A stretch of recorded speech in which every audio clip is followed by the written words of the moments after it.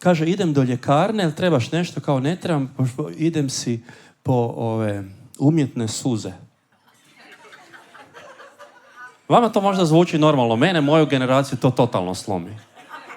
Pa šta ideš po umjetne suze? Pa zašto, rekao je? Pa suhe su mi oči, šta da radim?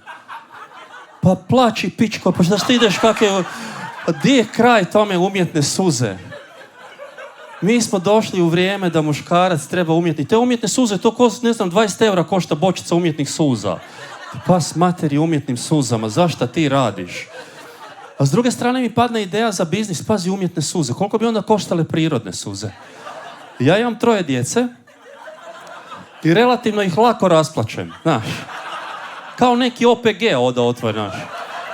Obitelj Suzić plaće za vas i onda, opa, umjetne suze, pa si sami.